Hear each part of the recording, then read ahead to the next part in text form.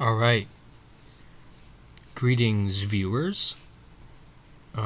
So this I have planned, this lecture series I have planned is all about my fictional fantasy universe, as you can see, titled Empyria. So, and yes, I have my name in public now for this video series on the bottom left, so that any all the ideas here can be fully credited to me. So no one can see these videos and attribute these ideas to themselves. No, they're mine. This is my intellectual property. So the goal of this video lecture series is for me to thoroughly explain the entirety of everything I've made up that takes place in my fictional universe. Now this first video is just an introduction. This is my first time doing any kind of videos like this, and it's a very short little slideshow I've prepared. But the rest of the series will go in depth in different aspects of my universe. So, again, my name is Zachary James Fraser. I guess before I get into my universe, I should kind of explain about myself a little bit. So, I was born in Cape Coral, Florida. That's Southwest Florida, in 2001 on August 3rd. And I grew up going to many different schools. Every year I went to a different elementary school.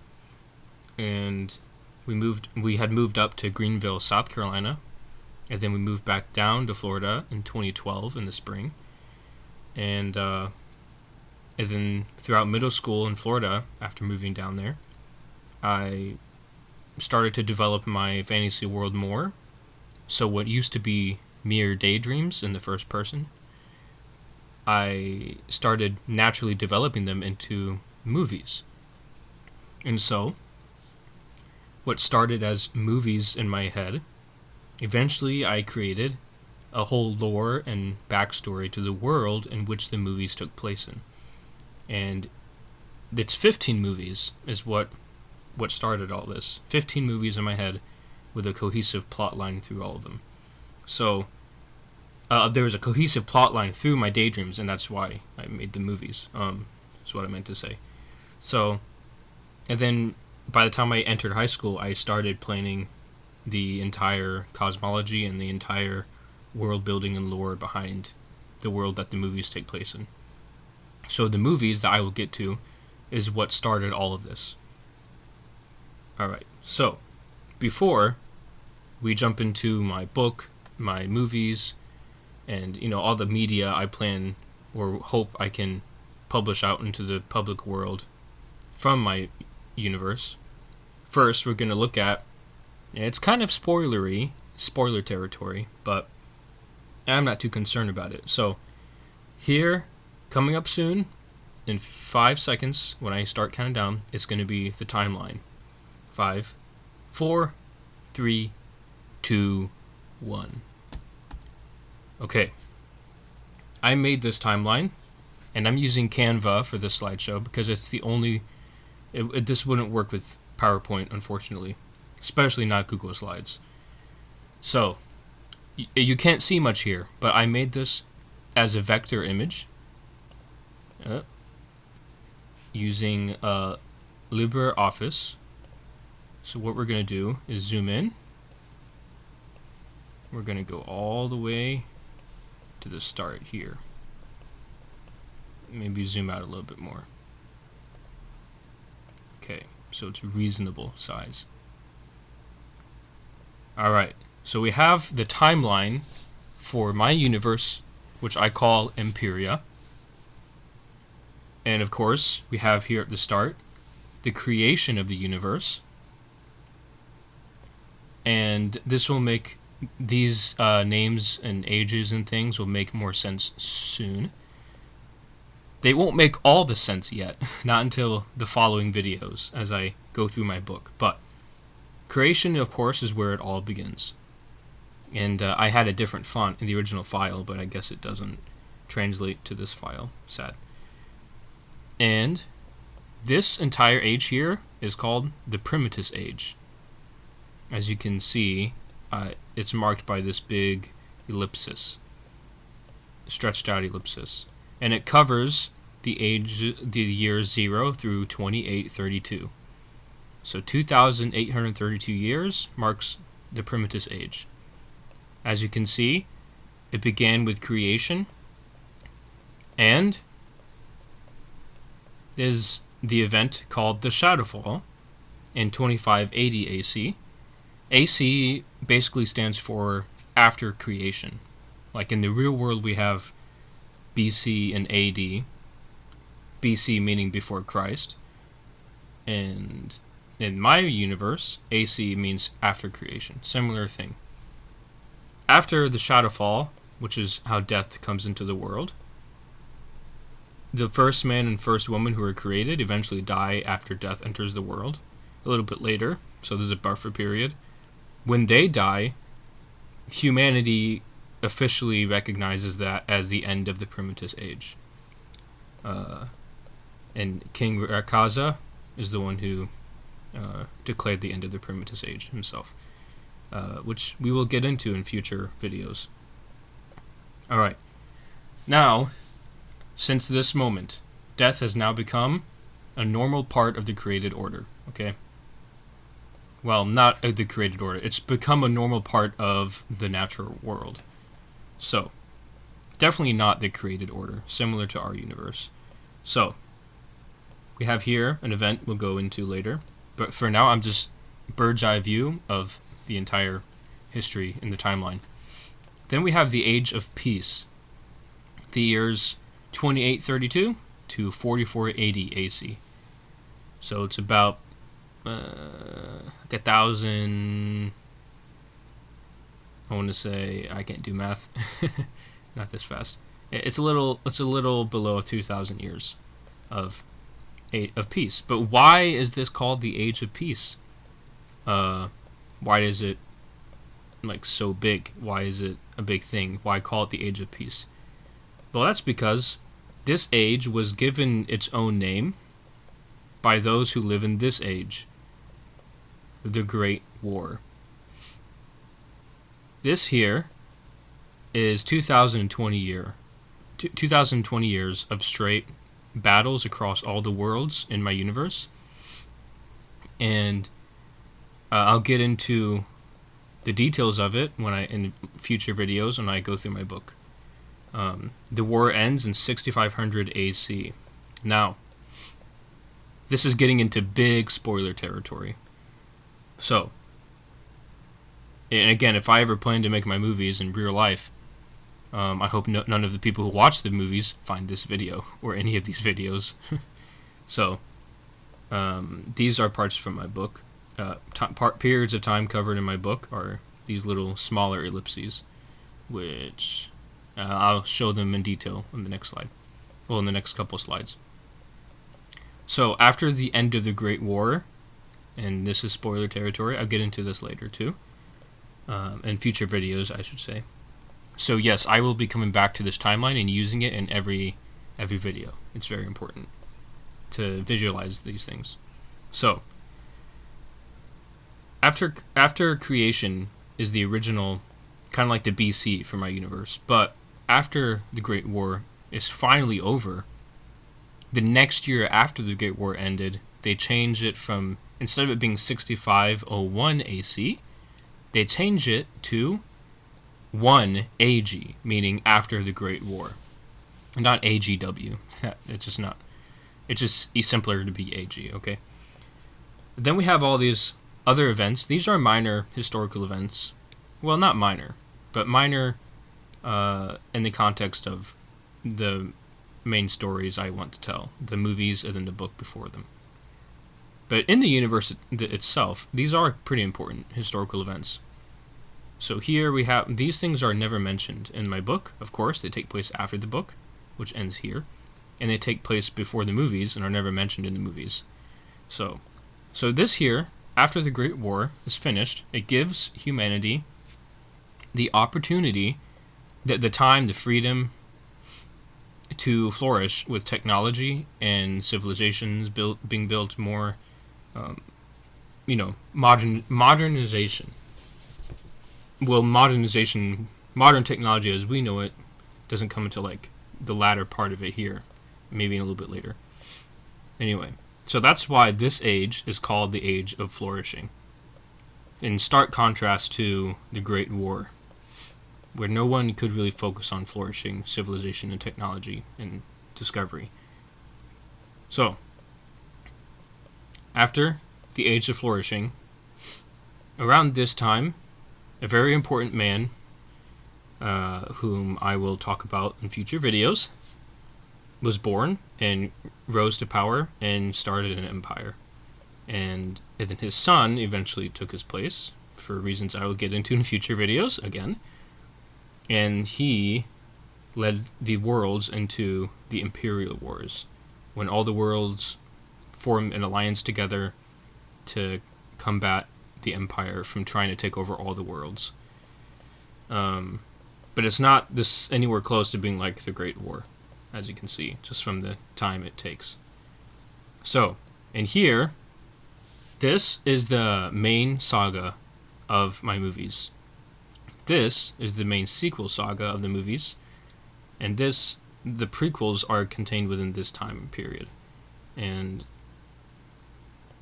I'll just give you a little sneak peek. Here, that didn't make much of a difference, but here is the first movie, chronologically, as in the first and earliest prequel of the movie saga I made up in my head. But I won't get into it until much later. Not until after I've gone through all the movies first. Or most of the main saga first. So there we have it. We have the entire timeline of Empyria. From creation all the way to the end of the main movies, the sequels. So we have the Primitive Age, no death. Death enters the world. There's an age of peace, meaning the calm before the storm, which is the Great War. Great War takes place. Most of my book covers this time period. And then we have the Great War's end, bringing about a new calendar, or a new year system. And then we have the Age of Flourishing. Technology grows, civilizations grow, and then the movies take place. Alright. Pretty simple. Maybe. So, now, we're going to look at my book, and, let's see, okay. We're going to look at my book, which is titled The Legendary Scrolls. I started working on this book, I think, in 2017 in the spring, the second semester of my sophomore year of high school, when I lived in Florida. I live in South Korea now. Much has changed. But I'm still working on the book. I still have not finished it. I do, however, at this moment, on Amazon, have a kind of preview version of the book titled The Legendary Scrolls, an Unfinished Collection. And if you type that in and look up my name, Zachary J. Frazier, on Amazon, you'll find it. But, as seen, this will be the cover of the full version of the book. So, how do I publish a book that has a preview version of the book as opposed to a full version? Well, it's possible because of the way the book is formatted. So these, instead of the book having traditional chapters, the book is made up of 13 smaller books. Or some of them are so small they're not really books. But they're not chapters either. So the Legendary Scrolls is an ancient collection in my universe, in the world itself, written by people in the world through a historical lens. As in, these are historical writings written by the people in my universe. So, it's 13 books, each written by different people in different time periods. And really quick, I will go through each of them uh, not really through each of them. I'm going to say what they are and where they uh, where they are placed in their writing time on the timeline of the universe. So, book 1 here is the account of Arcane's creation. This one's pretty simple to explain. We go back. Where is my zooming in? Okay. I think I can zoom in. Yeah, I can just do that. Cool. All right. This is the account. Book 1 of the book of the Legendary Scrolls is just this one singular event, the creation. It's like Genesis from the Bible. All right. Next, we got Book 2, the Book of Primitus. This book covers everything from the right after the creation of the first man and woman, and all the way here to the death of King Rakaza. So here is the last event recorded in the Book of Primitus, meaning already by the end of just the second book of the Legendary Scrolls, all of this has been covered. Alright? Book 3, The Workings of Sintha. This book was written by a man named Atheon, and all of the writings in the book were compiled into the book and printed, well, not printed, but written on a scroll in this year, 3024 AC. So about, let's see, about a little over 200 years, or almost 200 years after the death of King Rakaza and the end of the Primitus Age. Alright? Now, Book 4 is the shortest book of all the books, meaning it's only a page and a half long in my full book. I think it's like 2 pages in the preview version because it's a smaller trim size. But Book 4, The Account of Infernos. This jumps from here all the way to here, and this book explains what happens at this moment, how the Great War begins. Alright? But I'll get into that when I go through these books in my future videos. Next we have Book 5, the Book of Netza. This book is a historical record that is a narrative of what happened in the first battles of the Great War. So we look here. Now we're in the Great War time period. Very long, 2020 years. Here, and you can barely see it, but there is an ellipsis, a little circle there. That circle is the start to the finish of the events of the Book of Netza. See here? It's 5 years. So that little ellipsis is 5 years long, from the years 4490 to 4495 AC, or years after creation. So yes, I actually did, indeed, make this so that everything is to scale. I used a grid by using like little grid lines, like this is 50, so 50 plus 50, 100, yada yada. So this is to scale with the years. Alright. Next is Book 6. This one is very special because it is the first book in this book that has its own chapters. And it's also the first book that's written in the first person.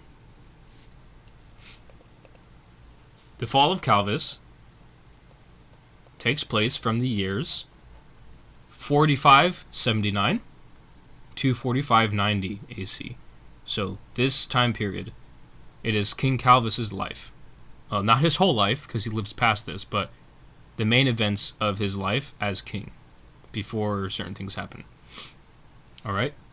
And you can already see here, this is Book 7. Book 7 is the fall of Castor.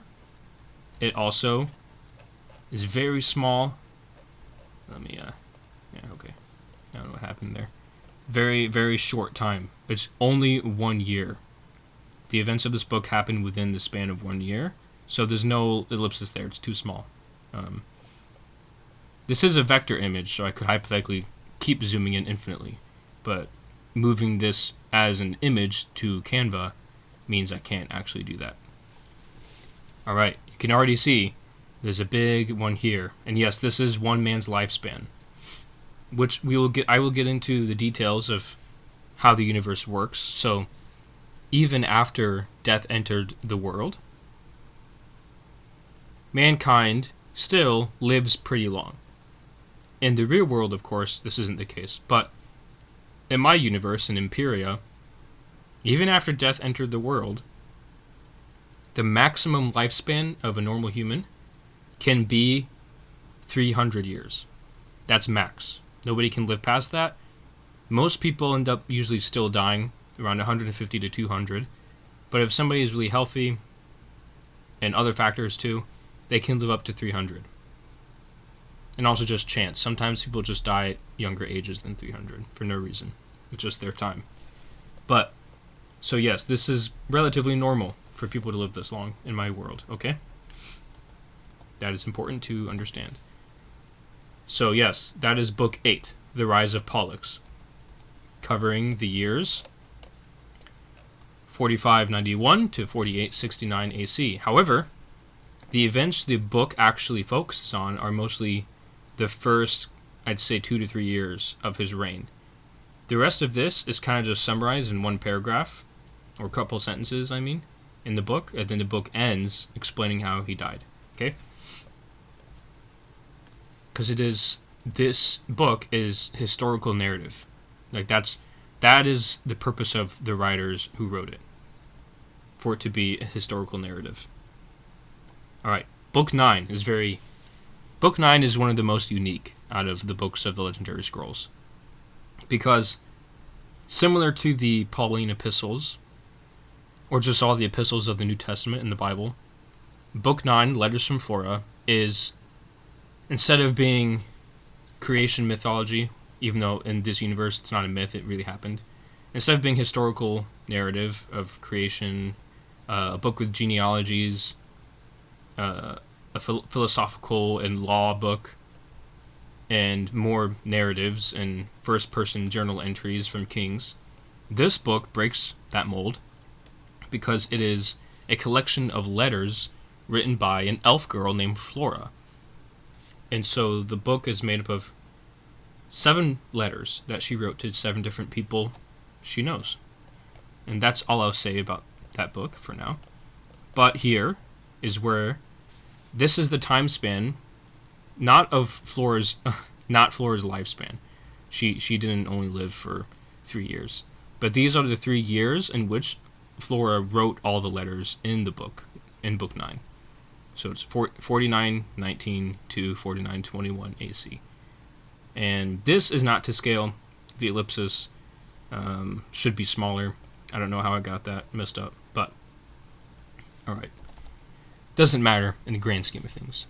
So, Book 10 is Records of Miranda. This book skips. As you can see, there's nothing covered in my book for all these years, these hundreds of years here, these centuries. Blah. Sometimes I can't talk, but hey, hopefully these videos help me. These aren't meant to be super professional. These are just me casually sharing my passion, my world, with anyone who views these videos, and for the purpose of educating them on my world. Because let's be honest, I don't know if I'll ever get to make these. Well, I can definitely publish my book, but I don't think I'll ever get to make my movies, which is, it's very sad, but it's reality. Anyway, this here is the span of time that is covered in the Records of Miranda, Book 10, 6250 to 6300 AC. You can already guess what the next one is. Book 11. This one, Book 11, Legends of Orion. This is the book. Of course, we need Account of Arcane's creation. You know, no creation, no world. We need Primitus that explains the origins of things in humanity and cultures and everything. and death, and we need this, and we need all of them. But Legends of Orion is the book. This was the first story I always had in my mind before I came up with all these other stuff. This is the most important. This is also what makes it possible, the ending of this book makes it possible for even the setting of the movies to exist. So, any questions that might cause you to arise? That's such a weird way to say that. Any questions that might cause you to have will be answered in future videos. Dun dun dun. No one really cares, but I care. I love this stuff. It's my world. So, Legends of Orion is a huge story, kind of like an Odyssey vibe, right? And it has 19 chapters. It will be the longest book. When I finish this book, this will make my book out to be about 300 pages, maybe a little more. But this book would be very long, and it's already in a collection of other books that make it long too. This might give you a good inference as to what is part of what makes the book important. Legends of Orion in 19 chapters, because it goes into more detail and it's more like a traditional narrative story and not just historical narrative like the other books. It covers the years 6470, the birth of the main character, to 6500 AC, which is, of course, the year the Great War ends. So, how does that all play out? Who is Orion? We'll find out in future videos. Get hype. No one's getting hype for that, let's be honest. But who cares? As long as I do. So, book 12, the last couple books, aren't really important narrative-wise. But they are important. Well, actually, this one is the most important between these two. But book 12 is the book of Gis. And Gis is a poet, and he wrote a bunch of poems. And it became that book. So, that's all I have to say about it for now. I'll get into it in a future video. I will make a video for each of these books, going through them. And, yeah. Book 13 is the final book of the collection of small scrolls that make up the legendary scrolls in the universe itself. This is like the prophecy book. It shows the fulfillment, the vision of the fulfillment of the prophecy in the future, which ties into the movies. And that's all I can say about it. So, given all that, I do not think I put them here because we don't need them, but the Book of Gis was written sometime right here. It was finished in the year 7 AG, right at the end. And the Book of Balael, Book 13, was also finished around this time. But I didn't put them there because, man, it's not really important. Alright, that is my book, The Legendary Scrolls. Now, a quick little pause to explain. My movie saga is all in my mind. I will probably never make them in real life. It's really sad. But if I could, because they are live action, they're realistic, they're real people, everything looks vivid and real in my mind in the movies. Therefore, if I were to make them, they would have to look exactly like that, live action. However, I don't want to make them live action movies because I would have to use real people to play as actors and actresses for my characters. And no matter how similar I can make them look to them, they will not be the same people in my imagination. It just won't sit right with me. It won't feel right. It would suck. So if I made the movies, not live action, also not cartoons, because again, in my imagination, they are realistic. Therefore, I would have to make the movies, all of them, CGI. I kind of paused there.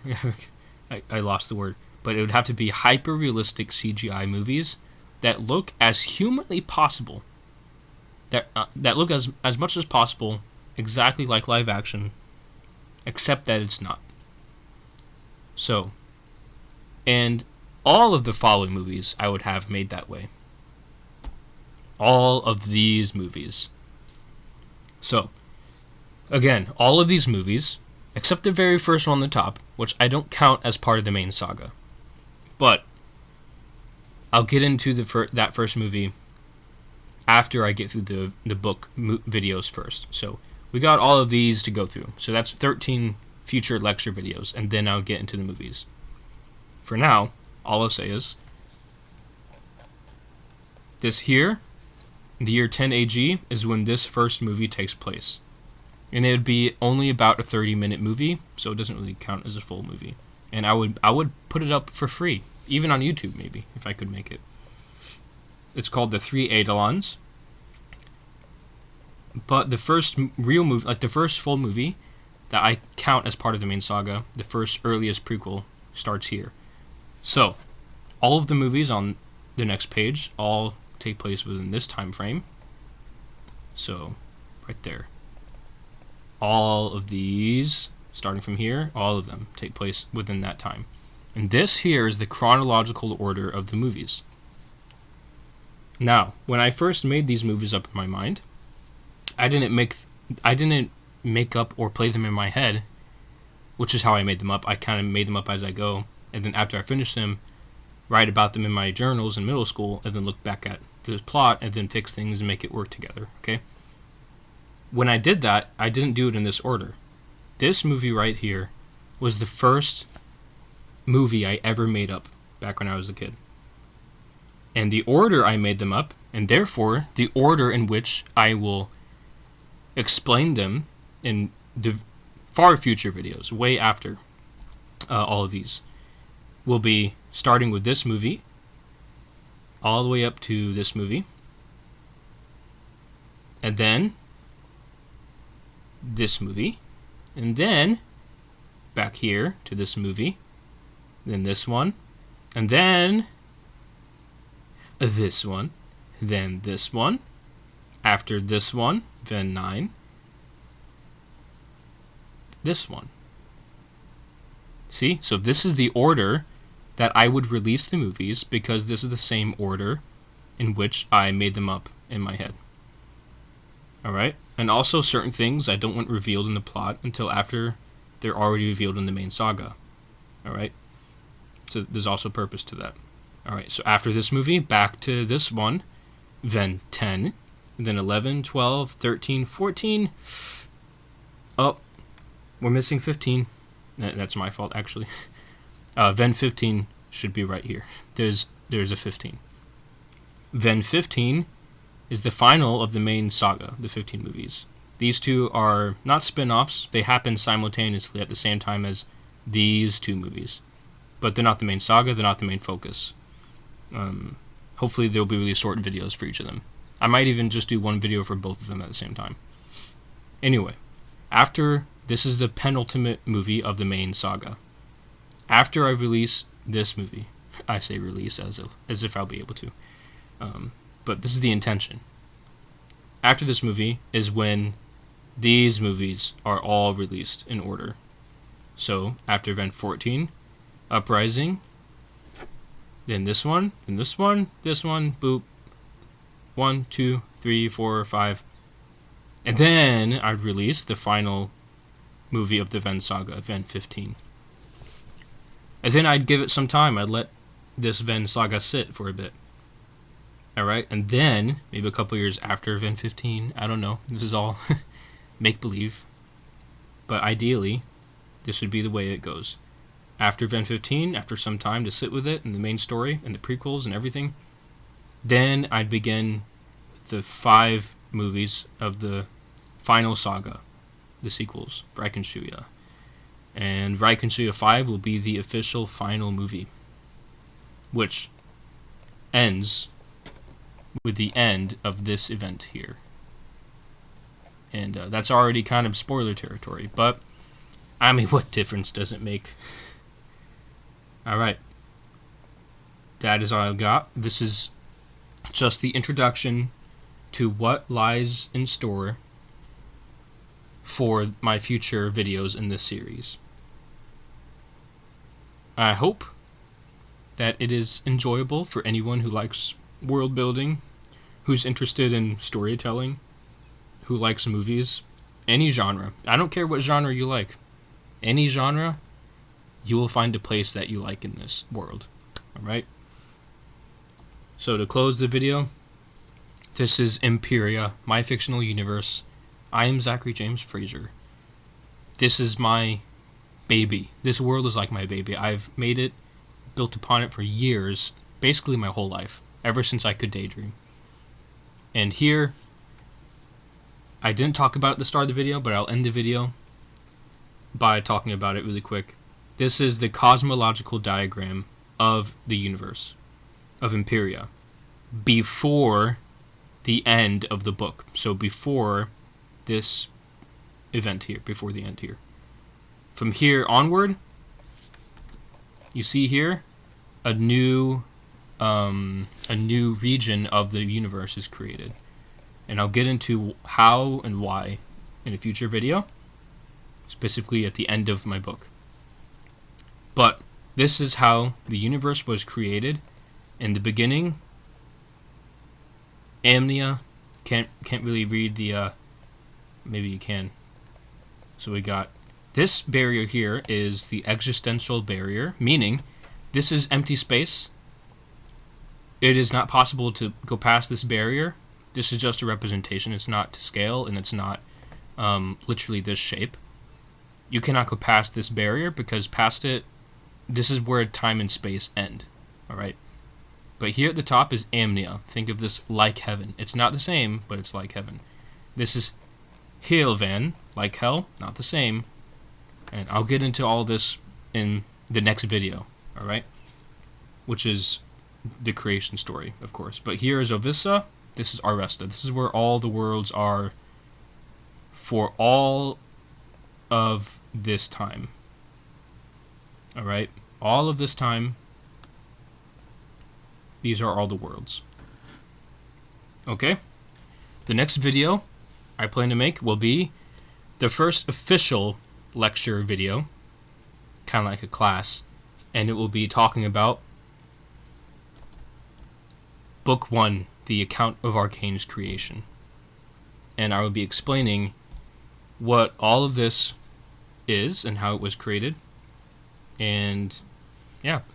And then from there we'll go on to Book 2 in the next video. Might be broken into different parts, we'll see.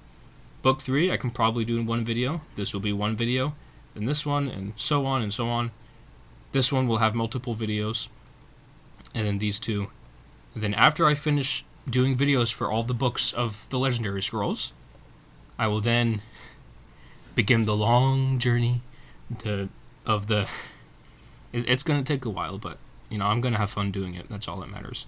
I will be going through, not in chronological order, but the ideal release order of all the movies.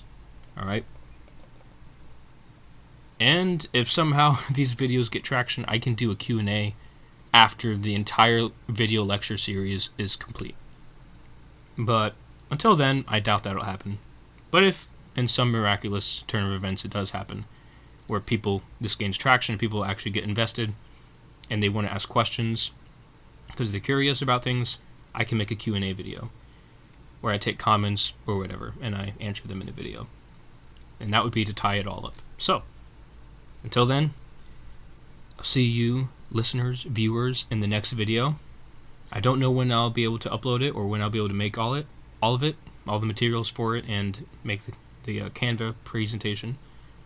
But until I have time, because I do ministry, so I don't have a lot of time. But hopefully, it won't be too long, and we'll get into everything. So, hope this has piqued anyone's interest. Even if it hasn't, I'm going to have fun doing this, because this is like an outlet for me to spill about my passion, which is my fantasy world. Since I can't really just do it with anyone in my real life, my friends, my family, it's hard to talk about it in this depth, in this amount of depth with them. So this is like my outlet. So that'll about do it for the first video. So I am signing out. See you in the next video with Book 1, The Account of Arcane's Creation.